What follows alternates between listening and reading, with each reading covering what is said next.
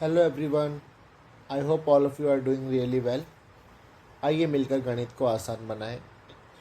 इस प्रश्न में हमें दिया गया है, यदि 27 अप्रैल 2026 को सोमवार यानी मंडे था तो 27 अप्रैल 2016 को कौन सा दिन था।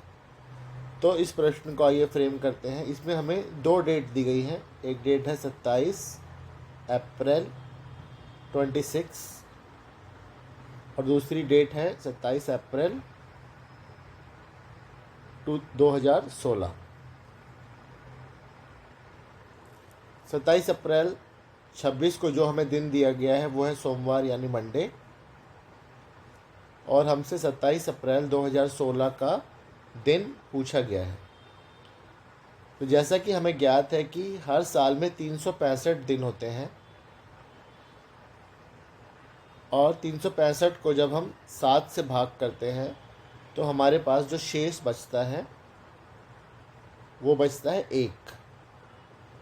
यानी कि अगर आज 27 अप्रैल 26 है तो 27 अप्रैल 27 को जो दिन होगा वो आज से एक दिन प्लस करके होगा।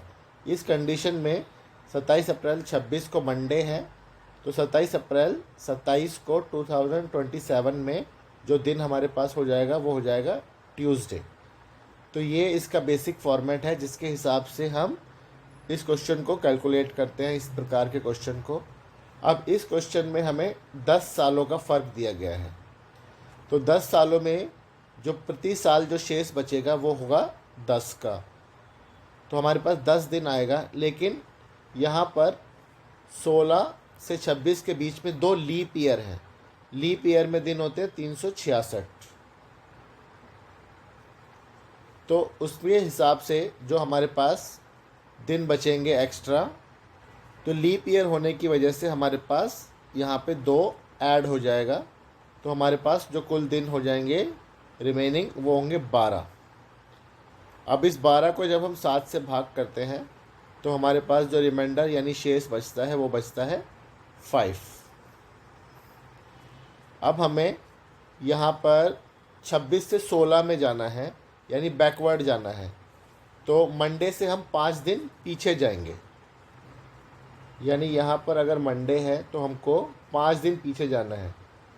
तो मंडे से पहले आ गया संडे, उससे पहले आ गया सैटरडे, और उससे पहले आ जाएगा फ्राइडे,